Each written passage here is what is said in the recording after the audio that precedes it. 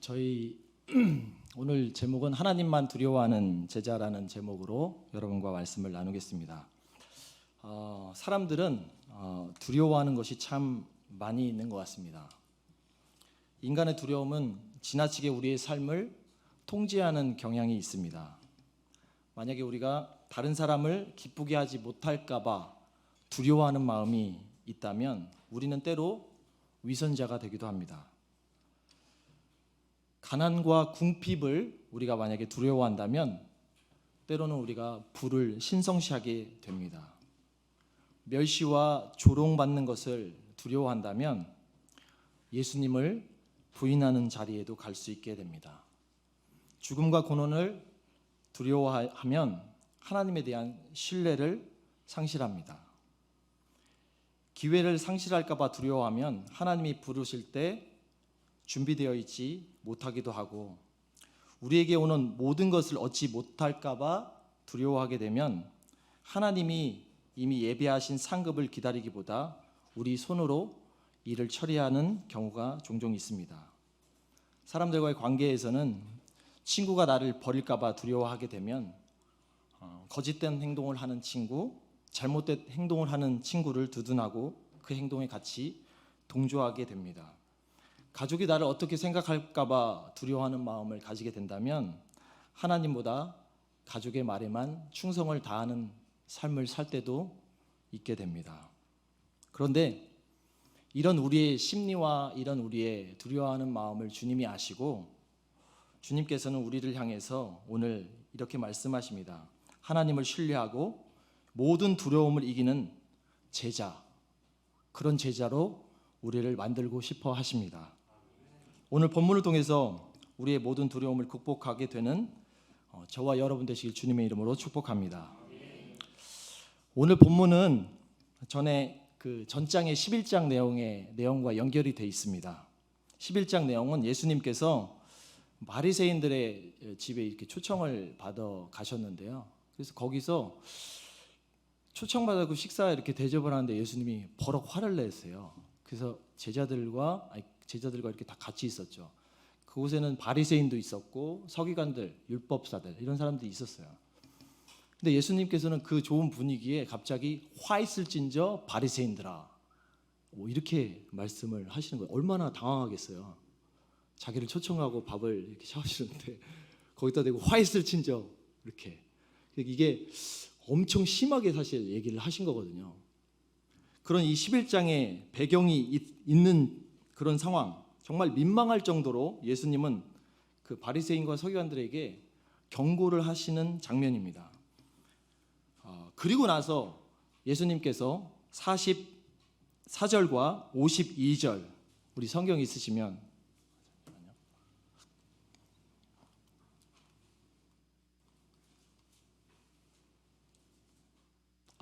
잠시만요. 예. 한번 같이 읽어보겠습니다. 11장 44절과 52절입니다. 시작. 화 있을진저 너희는 평토한 무덤장 같아서 그 위에 밟은 사람들이 알지 못하느니라. 화 있을진저 너희 율법 교사여 너희가 지식의 열쇠를 가져가고서 너희도 들어가지 않고 또 들어가고자 하는 자도 막았느니라 하시니라. 아멘. 네, 예수님께서 초청한 사람들한테 이렇게 저주를 막 퍼부으시면서 나중에는 이렇게 얘기하시는 겁니다. 너네들 진짜 화 있다. 이 11장 44절 말씀이 무엇입니까? 평토장한 무덤. 그래서 이게 무덤인지 무덤이 아닌지 잘 모르고 거기에 사람들이 이렇게 길처럼 왔다 갔다 한다는 거죠. 그러니까 그 지금 길인지 무덤인지 알지 못하는 그런 상태로 바리새인들이 지금 뭐에 비유가 되냐면 평토장한 무덤으로 비유가 됩니다. 무덤에 사람들이 오는 거예요. 근데 거기가 무덤인지도 모르고 오는 거죠. 그러니까 바리새인들이 생명이 있는 곳이 아니라, 생명을 전하는 곳이 아니라, 생명을 드러내는 사람들이 아니라 죽음 그 자체다. 너희들은 죽음 그 자체야. 그리고 너희들한테 근처에 있는 주변 사람들이 다 죽음 자체야. 너희들한테 찾아오는 모든 사람들이, 너희들한테 지혜를 구하는 모든 사람들이 다 죽음 그 자체야. 이렇게 표현하시는 거예요. 율법 교사들한테는 뭐라고 얘기하냐면 너희들은 천국 열쇠를 가진 그 지혜가 있는데 너희도 못 들어가고 들어오려고 하는 사람도 못 들어가게 막는다.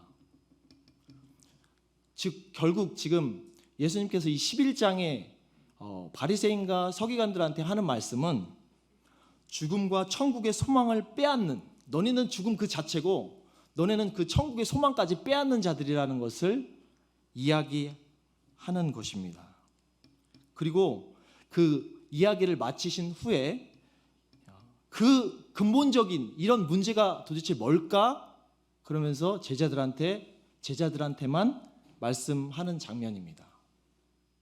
첫 번째, 잠시만요.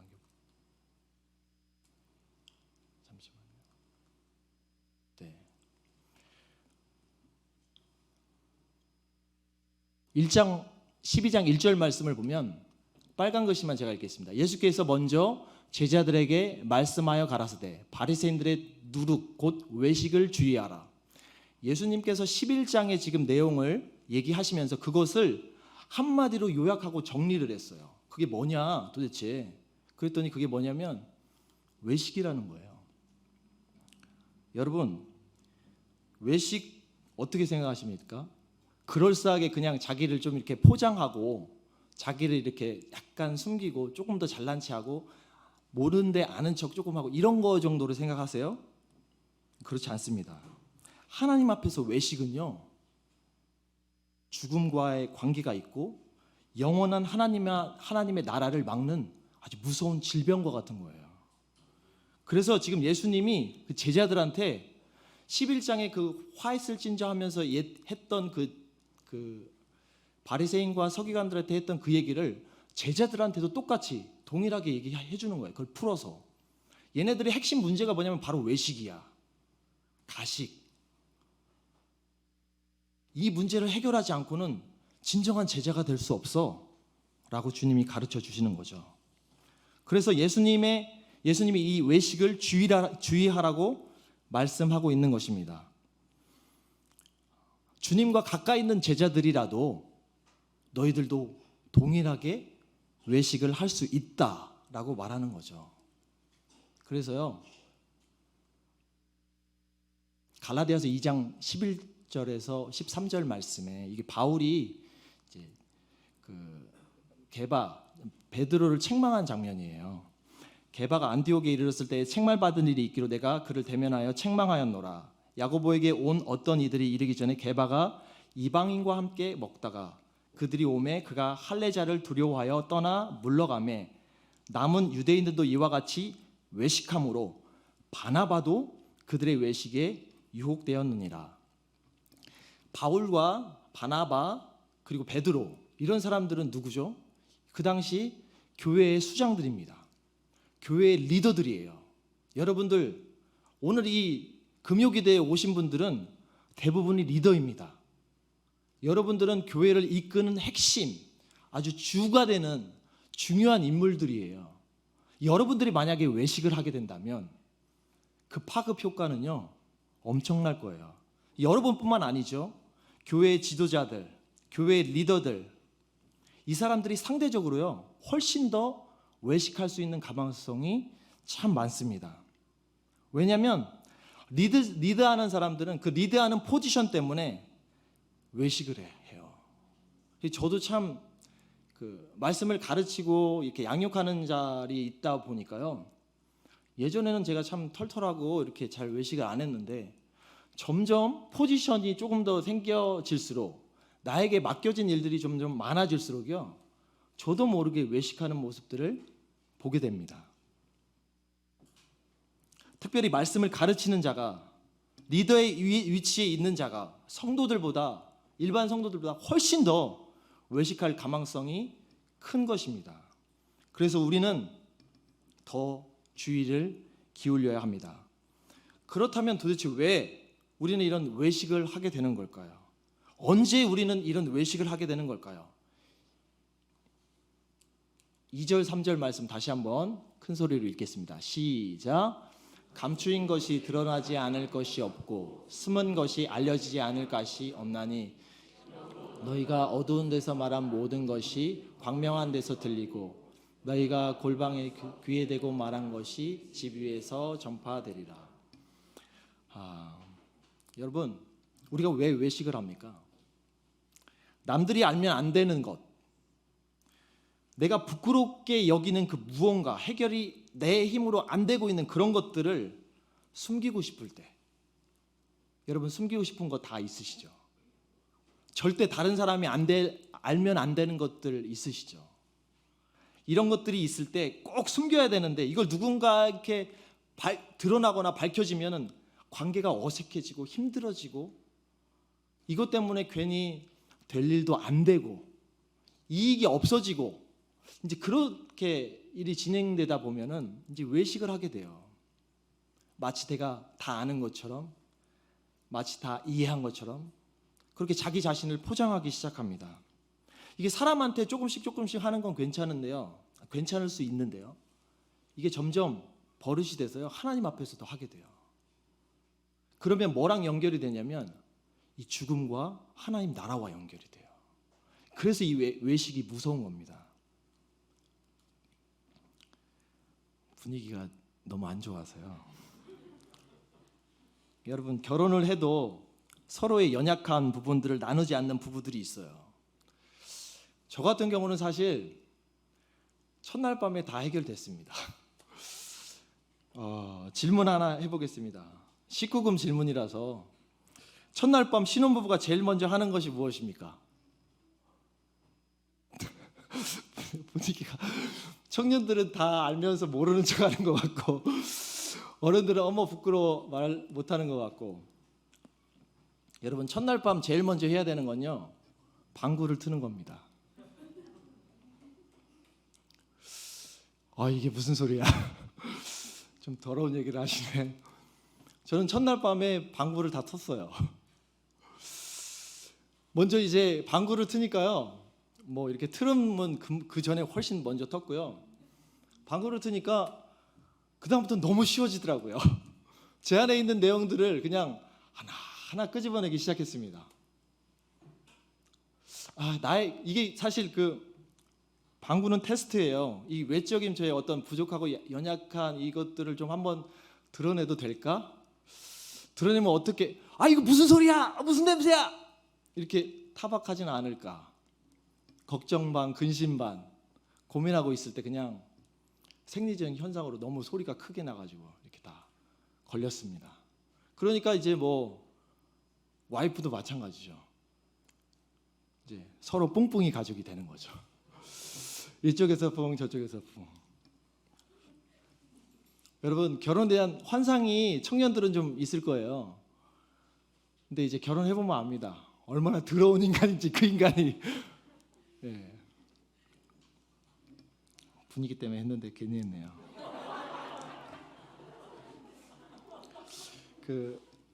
부부들이 서로 잘 알아야 되는데요, 10년이 지나도 모르는 경우가 있어요. 그래서 10년이 지난 다음에, 제가 좀 실수한 부분인 것 같아요. 제가 잘 몰랐어요. 10년이 지난 다음에 와이프의 어떤 그 진면목을 조금 알게 되는 것 같아요. 이게 계속 외식하고 서로 이렇게 하다 보면 잘못된 오해가 생깁니다. 그 사람의 진면목을 못 보고 겉모습만 보게 돼요. 마치 수박의 겉껍질만 먹고 알맹이를 못 먹는 것처럼. 물론 사람이 마음을 열 때까지 우리는 기다려줘야 되고 그 사람이 마음을 열 수 있도록 진심으로 대해줘야 합니다. 왜냐하면 예수님이 우리한테 그러셨거든요. 예수님이 우리를 진심으로 대해주셨고 우리가 주님 앞에 마음을 활짝 열 수 있도록 그 사랑의 확증인 십자가를 이미 우리에게 보여주셨습니다. 우리는 그것을 믿는 사람들입니다.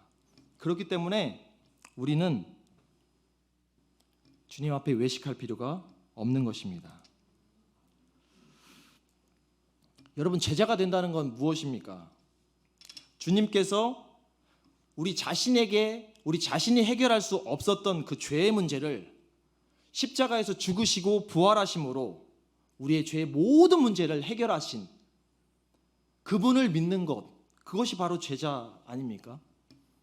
자신에게 소망이 없고 오직 예수 그리스도, 나를 그 자기의 목숨과 생명보다 더 사랑하시고 영원히 나를 위해 열린 마음을 가지고 계실 유일한 한 분, 그분이 바로 나의 주, 나의 하나님이라는 것을 인정하는 것이 제자 아닙니까? 그렇기 때문에 그런 제자들은 모든 것을 아는 주님 앞에서 자신의 연약함을 드러내기 시작해야 합니다. 실망하거나 좌절하기보다도 내 연약함과 부족함, 나의 실수들이 나올 때 하나님 앞에서 정직하게 고백하고 그분을 더 의지하고 의존하는 쪽으로, 그것을 나의 기쁨으로 삼는 그런 사람이 바로 참 제자가 되는 것입니다. 제자는 아픔과 상처, 슬픔, 그 모든 것까지도 내 안에 계신 성령님께서 역사하실 거라는 확실한 믿음을 가지고 그분만을 붙드는 것. 그래서 제자는 하나님 앞에서 절대로 외식하면 안 됩니다. 제자는 주님을 창조주로 이해하고 알고 있기 때문에 모든 것을 이미 알고 계신 그 주님께 드러내지 않으면 언젠가는 우리 주님이 모든 것을 공포하실 날이 있다. 감추어진 모든 것이, 숨겨진 모든 것이 확성기에다 대고 다 얘기하는 것처럼 다 드러날 일이 있다라는 것을 우리 주님이 하시는 게 그 일 아니겠습니까? 예수님께서 이 얼마나 상황이 급하셨으면 자기를 초대한 바리새인들에게 더 이상의 이 사람들은 더 이상 이 좋은 말과 좋은 그런 상황과 여러 가지 기적과 이런 걸로도 되지 않기 때문에 그냥 한 번에 훅 넣으신 거죠. 한 번. 이 외식을 고칠 수 있는 방법은 이 방법밖에 없다고 생각하신 주님이 이 바리새인과 서기관들의 집에 찾아가서 초대를 받은 다음에 분위기가 이상해질 것을 알면서도 주님이 그렇게 얘기하셨던 것입니다. 여러분, 여러분의 소그룹에서요 최대한 외식하지 않는 저와 여러분 되시길 주님의 이름으로 축복합니다. 자신을 가장 건강하게 나눌 수 있는 공동체는 바로 우리의 소그룹 공동체 샘모임이 돼야 합니다. 세상은 참 그러기가 쉽지가 않습니다. 여러분, 세상에서 한번 우리의 부족함과 연약함을 나눈 적이 있으십니까? 그렇게 나누면요 그 사람들이 가지고 있는 가치관과 세계관이 우리랑 달라요. 표박하는 목적이 우리랑 달라요. 그렇기 때문에 쉽게 판단을 받고 우리를 오해하는 경우가 참 많습니다. 우리는 그 사람들을 도와줄 목적으로 얘기를 했다고 하고 나눈다고 하더라도 그 사람들은 우리를 오해하는 경우가 참 많습니다. 그렇기 때문에 우리는 교회 공동체, 특별히 우리의 샘모임에서 우리의 연약함과 부족함을 잘 나누고 그리고 또 잘 받아주고, 만약에 그것이 비밀이라면 서로 잘 감싸주고 서로 잘 소통할 수 있는 그런 외식 없는 거룩한 바이샘 모든 샘모임, 그런 공동체 되기를 주님의 이름으로 축복합니다. 외식은요 거짓이 그 뿌리가 있습니다. 거짓이 그 뿌리예요. 그렇지 않은데 그런 것처럼 얘기하는 거잖아요. 그래서 외식은 자신의 죄인됨을 결국 인정하지 못하게 합니다. 우리는 바리새인만 봐도 우리는 그것들을 잘 알 수 있습니다. 그래서 계속해서 핑계를 다른 곳에서 찾아요. 내 안에 있는 무엇을 살펴보지 못하고요, 외식하는 자들을 잘 보면 계속해서 문제를 다른 곳에서 찾아요. 저게 문제야, 이게 문제야, 저 사람이 문제야. 핑계거리를 계속 찾습니다. 한 번도 말씀이신 예수 그리스도 앞에 정확하게 자신을 세워두지를 않습니다. 이게 외식하는 자들의 모습이에요. 그래서 그 사람들은 뭘 하냐면요, 결국은 외식하는 사람들은요 하나님을 자기의 하나님, 자기가 만든 하나님으로, 그 자기가 만든 하나님만을 인정하게 돼요. 이게 참 무서워요. 여기에 딱 들어가 버리면 내가 아는 하나님은 이런 하나님이야 라고 자기가 말씀에서 말하는 하나님이 아닌 자기가 설정해 놓은 하나님을 계속해서 주장하고 계속해서 생각하면 이제 그 사람은 너무 힘들어져요. 말씀을 해석한다고 하더라도 다 자기식으로만 보이고 해석하게 됩니다. 그래서 결국은 그런 사람들, 외식하는 자들은요, 구원과 멀어지게 돼요. 하나님의 사랑과 긍휼에 대해서 깨닫지 못하고 알지 못하게 되고, 결국 이것은 복음에 심각한 문제를 일으킵니다. 여러분, 혹시 지금 외식하고 계십니까? 제가 참 많이 외식해봐서 알아요. 자기가 외식하고 있다면요, 당장 그걸 내리셔야 합니다. 또 말씀 듣고 갑자기, 야, 목사님이 그러는데 이렇게 방구 트는 거에 외식이 아니래, 이것만 기억하시면 안 돼요. 정말 우리는 우리의 마음을요, 한번 주님께 다 드려야 돼요. 그리고 그것이 건강하게 하나님 앞에 받아들여지고, 그런 하나님이 날 받아주셨다라는 것을 깨닫게 된다면요, 두려워하지 말고 사람들 앞에서 자기를 좀 나누셔야 합니다. 자기의 부족하고 연약한 것들을 나누셔야 돼요. 어른도 괜찮아요. 아이들한테. 아이도 괜찮아요. 어른들한테. 시부모 시월드 그때 얘기했는데, 시월드도 괜찮아요. 하나님 앞에서 자기의 그 외식을 감추지 않고 드러냈던 사람들은요, 이미 하나님이 인정해 주시고 알아요. 그 관계를 회복해 주세요. 그래서 고백하고 나누고 그럴 때 자신의 부족함이 드러날지라도 하나님께서 그 모든 것을 지키시고 보호하신다는 것을 깨닫는 저와 여러분 되시길 주님의 이름으로 축복합니다. 두 번째로요, 하나님을 시인하는 게 진짜 제자예요. 하나님을 시인하는 것. 제 말씀 한번 큰 소리로 읽겠습니다. 시작. 내가 또한 너희에게 말하노니 누구든지 사람 앞에서 나를 시인하면 인자도 하나님의 사자들 앞에서 저를 시인할 것이요, 사람 앞에서 나를 부인하는 자는 하나님의 사람들 앞에서 부인함을 받으리라. 아멘. 여러분, 우리는 날마다 우리의 주 되신 주님을 인정하는 것을요, 훈련해야 합니다. 저는 신앙생활 참 오래 했는데 당연히 제가 그 주님을 인정하지 않겠습니까? 아니요, 그렇지 않습니다. 인정한다는 건요, 이 시인한다는 거는 날마다 이루어져야 되는 부분이에요. 우리의 삶 가운데서 오늘 하루 예배 드렸으니까 나 이제 주님을 시인하고 인정한 거야 하고 1시간만 지나보세요. 하나님을 시인하지 못하는 환경과 상황, 하나님이 없다고 말하는, 하나님을 인정할 수 없게 만드는 모든 환경과 상황과 이 모든 것들이 우리 문화 안에 가득합니다. 그것은 다 하나님을 부정하고 하나님 아닌 것을 쫓아가게 만들어요. 근데 우리가 그것을 날마다 매일 매 순간 하나님 앞에 훈련하지 않으면, 그렇게 하나님이 없다고 하나님이 아니라고 그런 모든 문화들은 날마다 우리에게 주입이 되는데 그걸 이길 자신이 어떻게 있으십니까? 저는 없더라고요. 저는 날마다 매 순간 하나님 앞에서 주님을 인정하지 않고 주님을 시인하지 않고 주님을 선포하지 않으면요, 하나님이 없다고 생각이 드는 것들이 너무 많아요. 환경에. 하나님 없는데 이런. 진짜 그래요. 예수님의 또 다른 이름이 임마누엘. 마태복음 1장 23절에 보니까 보라, 처녀가 잉태하여 아들을 낳을 것이요 그 이름을 임마누엘이라 하리라 하셨으니, 이를 번역하진 하나님이 우리와 함께 계시다.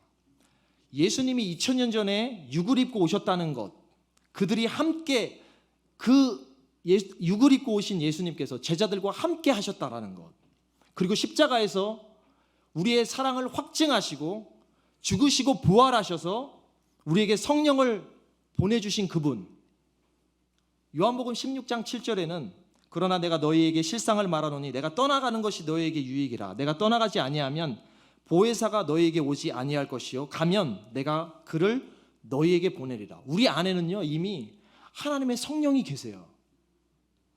이 성령이 계시다는 사실은 부인할 수가 없습니다. 주님을 구주로 영접한 사람이라면, 우리가 예수님을 구주로 영접했을 때, 예수님을 나의 생명으로 받아들였을 때 그분이 내 안에 계시는 거예요. 하나님 우편에 앉아 계시지만 성령 보혜사 성령으로 또한 우리 안에 예수의 영이신 하나님의 영이 우리 안에 역사하고 살아 계십니다. 하지만 우리의 삶을 보면 성령님이 계시지 않는 것, 성령님을 도저히 믿지 않는 것처럼 살 때가 너무나 많습니다. 우리 믿음은요 사실 보이지가 않아요. 그래서 우리의 삶 가운데 계시는 그 예수님의 영이신 성령과 깊이 교제하는 자리에 나아가지 않으면 그분을 인정할 수가 없어요. 인정이 안 돼요. 계속해서 세상의 물결들이 계속 거짓말합니다. 그래서 청년부들한테 제가 이런 것들을 이제 거짓이라고 제가 얘기를 하거든요. 거짓. 이 거짓이 계속 들어오는데 성령님 안에서 그 거짓을 분별해야 돼요. 어떻게 분별하는 걸 보다 더 중요한 건요. 계속해서 그 주님을 인정하셔야 돼요. 주님을 계속 선포하셔야 됩니다. 여러분 집에 이렇게 제가 있을 때 보통 제가 안방에서 이렇게 컴퓨터를 하고 이렇게 이렇게 책을 보고 이렇게 하고 있을 때 저희 아이들이 좋아하는 게 막창이에요. 신기하죠? 애들이 막창을 좋아합니다. 곱창, 막창 이런 걸 좋아해요. 그래서 이제 이렇게 쫄라가고 그걸 딱 시키잖아요. 시켜서 이제 막 막창, 곱창을 먹을 때가 딱 되면은 딱 배달해가지고 오면 이제 딱 펼쳐놓고 그 다음에 이제 애들이 뭐라고 할까요? 애들이 이제 첫째가 그럽니다. 야, 아빠도 안 오셨는데 말이야. 니 뭐 하는 거야? 이렇게 얘기합니다. 지금 이 첫째가 뭘 했죠? 아빠를 인정해줬잖아요. 아빠를 인정해줬거든요. 아빠가 와서 먹어야 된다는 거죠. 먼저 젓가락을 먼저 딱 대야 그 다음에 이제 아빠 다음에 우리 같이 이렇게 먹는 거잖아. 첫째가 그 말을 딱 하면 그게 벌써 저는 그때 무슨 생각을 하냐면 내 첫째 딸 너 이 말 한마디 한 것 때문에 내가 널 위해 거대한 선물을 준비할 거야. 제 마음으로 다짐을 해요. 그렇게 물론 가끔 까먹어서 문제지만 근데 그렇게 나를 인정하고 나서 인정한 행동을 해야 되는데요. 젓가락이 빛보다 빨라요. 이게 아빠를 인정을 했지만 애들 이 첫째, 둘째, 셋째는 이게 젓가락이 너무 빨라요. 그래서 이제 곱창을 나는 이제 먹으려고 하면 깻잎밖에 안 남아 있어요. 그래서 참 이게 다 인정해 주면 좋겠습니다. 먹을 때도 좀 인정해 줬으면 좋겠는데 빛의 속도로 움직이는 젓가락을 막을 수 없습니다. 첫째, 둘째, 셋째. 막내는 포크예요. 근데 막내는 안전합니다. 느긋이 먹어요. 왜 그러냐면 없으면 울어버리면 또 시키니까 그냥 아예 천천히 먹고 막내 건 이렇게 따로 해놔요. 안 그러면 울고불고 난리를 치니까. 어쨌든 아빠를 이렇게 인정해주는 이 태도가 너무 감사해서요. 뭐든지 해주고 싶어요. 여러분, 그런데 아이들한테 그렇게 인정받는 것보다 더 좋은 건 뭔지 아세요? 아내분들 잘 들으셔야 합니다. 남편을 좀 인정해 주세요. 아멘 하신 분들 주님의 은혜가 넘칠 줄로 믿습니다. 사랑의 언어를 쓴 그 작가가 그랬나요? 그 남편이 자기를 인정해주는 그 말 한마디 있잖아요. 그 한마디 때문에 남편은 그 한마디 때문에 내가 2달을 행복하게 살았다 이렇게 표현합니다. 한번 그 남편을 인정해주는 남자는 사실 인정에 목말라 있어요. 저도 아이들이 그렇게 100번 인정하는 것보다 아내가 한번 딱 인정해 주잖아요.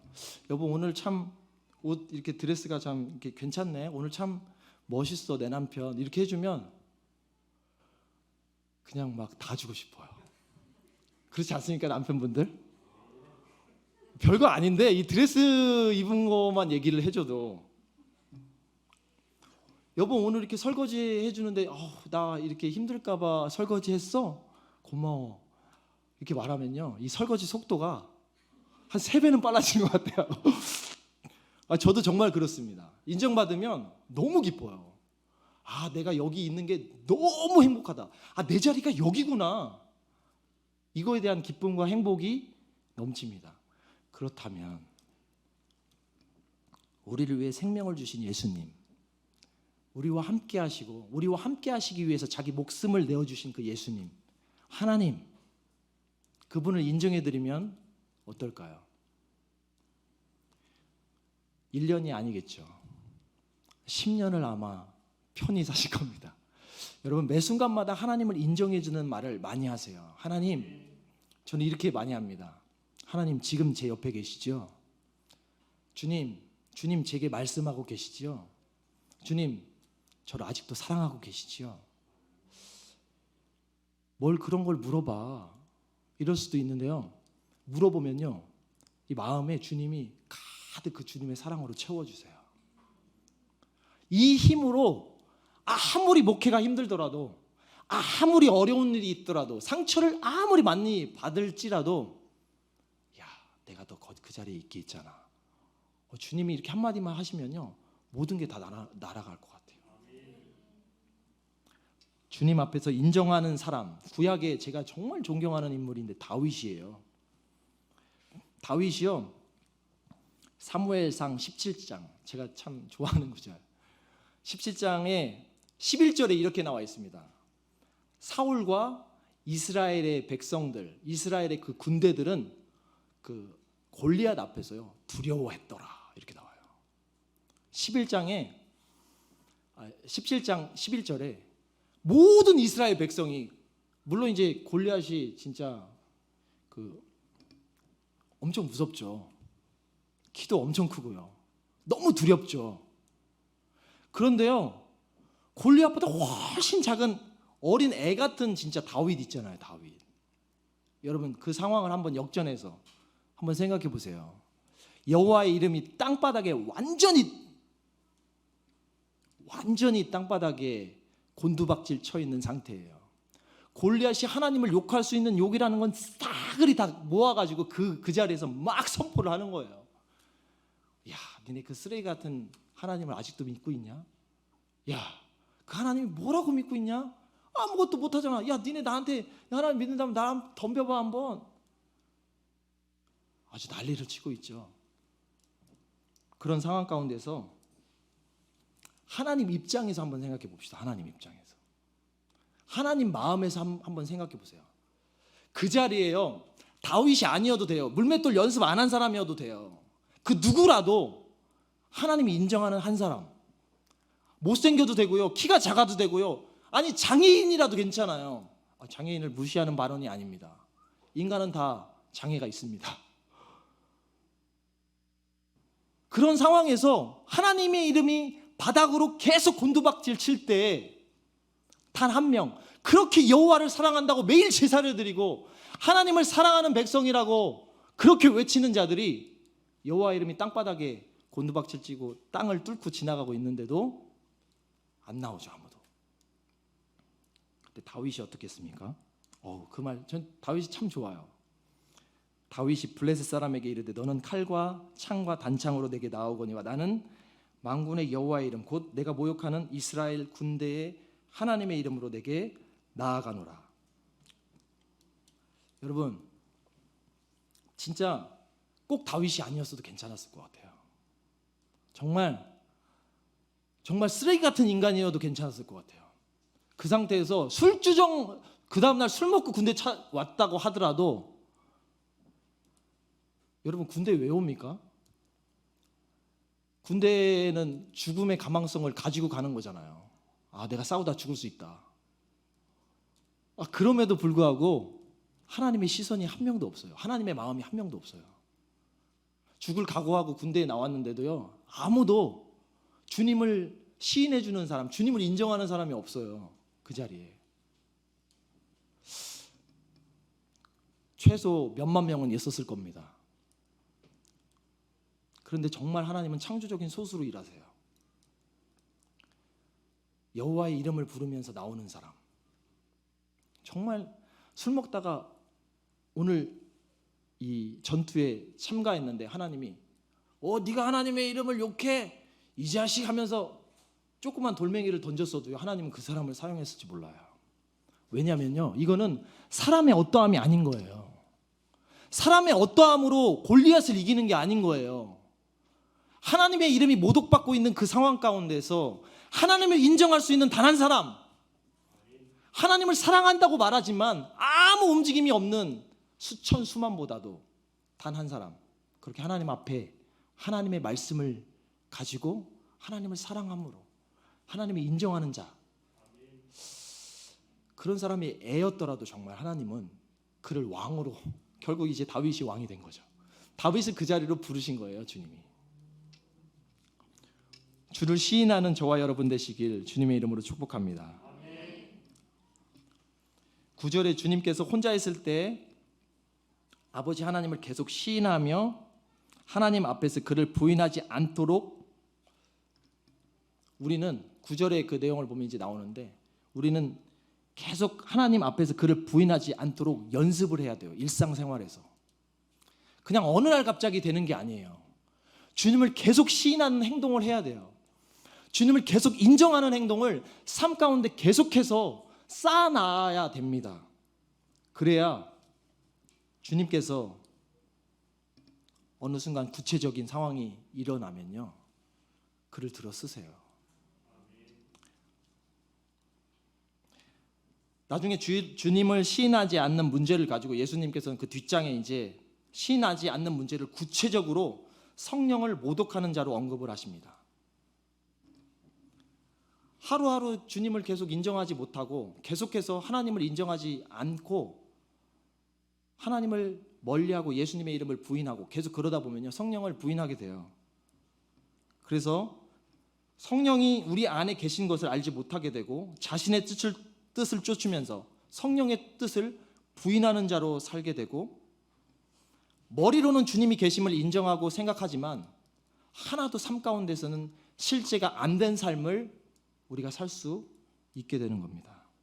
그래서 우리의 삶에 변화가 없는 거예요. 나의 외모 때문에, 내 스펙이나 돈 때문에 우리는 충분히 움츠러들 수 있습니다. 하지만 우리가 주님을 기억하고 주님을 날마다 선포하고 주님만이 나의 평강이고 나의 기쁨이라는 것을 인식하면서 계속 인정해 드리면요, 주님께서는 언젠가 우리를 인정하십니다.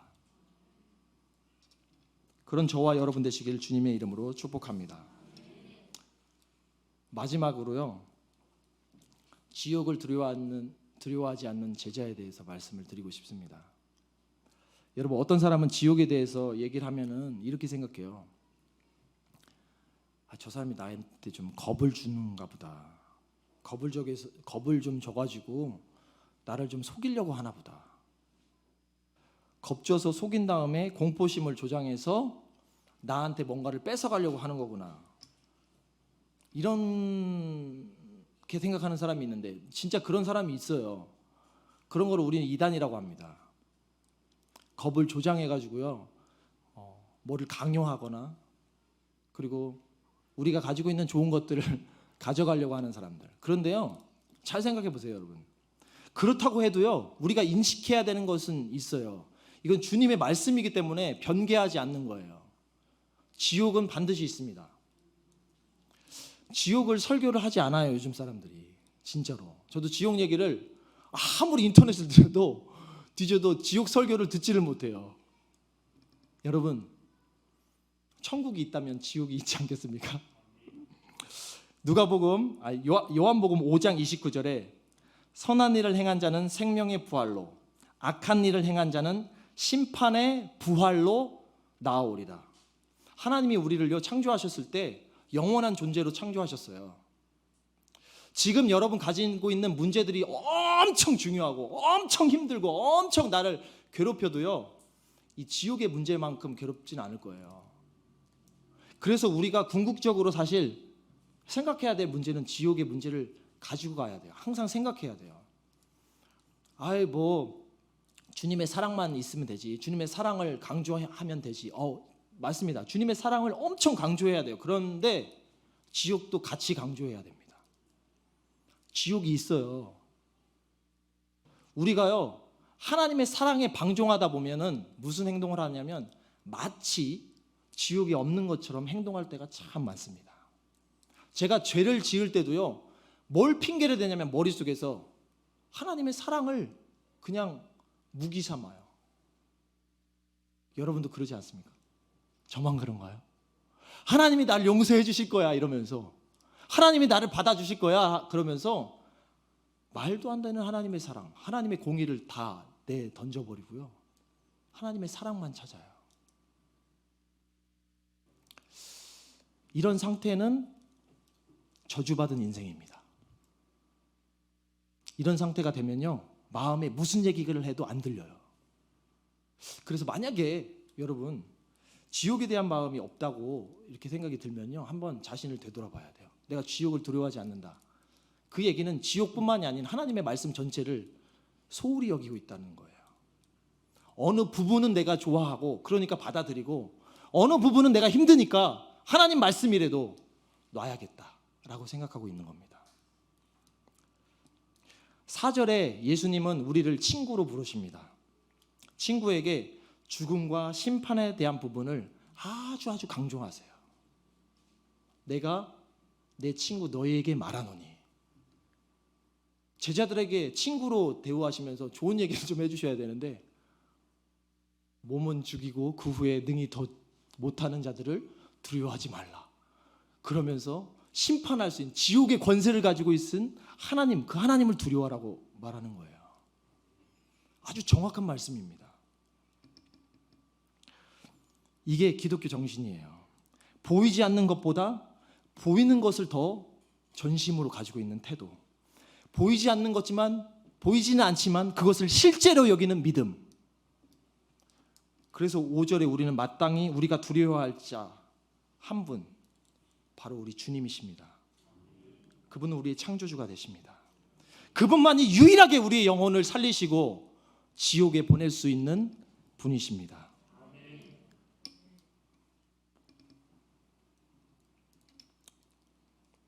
그분은 왜 우리가 그분을 두려워해야 합니까? 작은 미물 참새도 그분 손에서 주관하시고, 모든 이런 참새보다 우리를 훨씬 더 소중하게 여기시고 우리의 머리털까지 다 세실 정도로 우리를 사랑하시는 분. 그럼 홍석천은 안 사랑하시나요? 그렇지 않습니다. 대머리라도 주님은 사랑하십니다. 괜히 했네요, 이것도.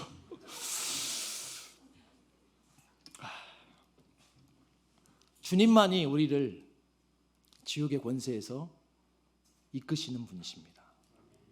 여러분, 그 주님 앞에 우리가 오늘 또 하나님 한 분만을 두려워하는 자세를 가졌으면 좋겠습니다.